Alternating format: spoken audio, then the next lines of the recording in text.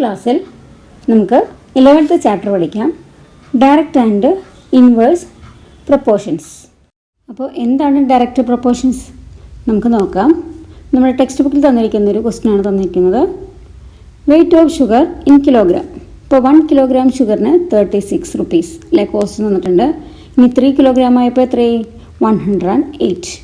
അപ്പോൾ വെയിറ്റ് കൂടുന്തോറും ഇപ്പോൾ 1 കിലോഗ്രാം എന്നുള്ളത് 3 കിലോസ് ആയി കഴിഞ്ഞപ്പോൾ വെയിറ്റ് കൂടി അല്ലേ, 1 എന്നുള്ളത് 3 കിലോഗ്രാമായി.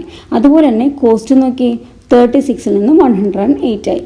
അപ്പോൾ കിലോഗ്രാം കൂടുന്നതിനനുസരിച്ച് എന്തും കൂടുന്നുണ്ട്, അതിൻ്റെ കോസ്റ്റും കൂടുന്നുണ്ട്. ഇനി നമുക്കതിൻ്റെ റേഷ്യോ എത്രയെന്ന് നോക്കാം. ഇപ്പോൾ ഫസ്റ്റ് 1 കിലോഗ്രാമിന് 36 റുപ്പീസ്. അപ്പോൾ 1/36. ഇനി സെക്കൻഡ് എന്താ പറഞ്ഞത്? 3 കിലോഗ്രാമിന് 108. അപ്പോൾ നമ്മൾ ഇങ്ങനെ എഴുതും 3/108. 3/108 എന്ന് വെച്ചാൽ എന്താ? നമുക്ക് 3യും 108ഉം വെട്ടിപ്പോവും അല്ലേ. 3 10ൽ 3 3s are 9, ബാലൻസ് 1. അപ്പോൾ ഇവിടെ 18 ആയി. 18ൽ 3 6. അപ്പോൾ എന്ത് വരും ആൻസർ? 1/36. അപ്പോൾ ഫസ്റ്റ് 1 കിലോഗ്രാമിന് 36 റുപ്പീസ് എന്ന് പറഞ്ഞപ്പോൾ നമ്മൾ എഴുതിയ ഫ്രാക്ഷൻ എന്തായിരുന്നു? 1/36. അതായത് അതിൻ്റെ റേഷ്യോ എന്ത് വരും? 1:36. അപ്പോൾ സെക്കൻഡ് കേസിൽ 3 കിലോഗ്രാം എന്നപ്പോൾ റുപ്പീസ് 108 എന്നാണ് പറഞ്ഞത്. അപ്പോൾ 3/108. അതായത് നമ്മൾ ക്യാൻസൽ ചെയ്ത് വന്നപ്പോൾ 1/36 വന്നു അല്ലേ, അത് ഷോർട്ട് ചെയ്തപ്പോൾ. അപ്പോൾ അതിൻ്റെ റേഷ്യോ എന്തായി? 1:36. ഇനി തേർഡ് 5 കിലോഗ്രാമിന് 180 റുപ്പീസ്, അതായത് 5/180.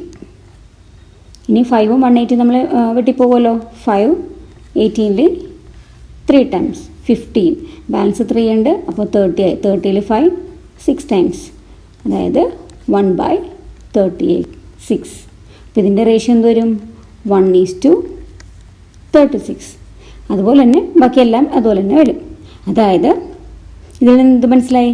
വെയിറ്റ് കൂടുന്തോറും അതിൻ്റെ കോസ്റ്റും കൂടുന്നു, പക്ഷേ അതിൻ്റെ പ്രൊപ്പോർഷൻ ഈക്വൽ ആണ് അല്ലേ.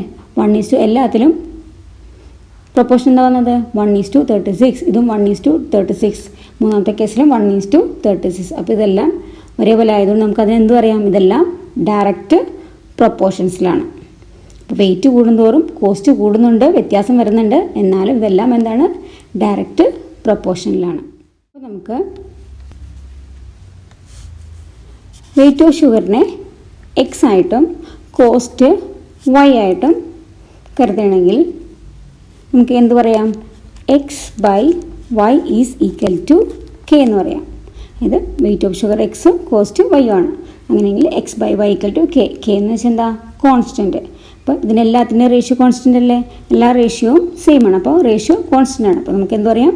x/y ഈക്വൽ ടു k എന്ന് പറയാം. അടുത്ത നമുക്കിതിനെ x1 ആയിട്ട് കരുതി. x1 ഇപ്പോൾ താഴെ എന്ത് വരും? y1. അപ്പോൾ 3 കിലോ നമ്മൾ പറയും x2, ഇത് y2, ഇത് x3, നെക്സ്റ്റ് x3 ആണ്, x3. അങ്ങനെയാണെങ്കിൽ ഇത് y3. അപ്പോൾ നമുക്കിതിൽ നിന്ന് ഒരു കാര്യം മനസ്സിലായി. x1/y1 ഈക്വൽ ടു അല്ലേ, ഇത് ഈക്വൽ ടു x2/y2 ആണ്. അതിന് ഈക്വലാണ് എന്ത്? x3/y3. അതിന് ഈക്വലാണ് എന്ത്?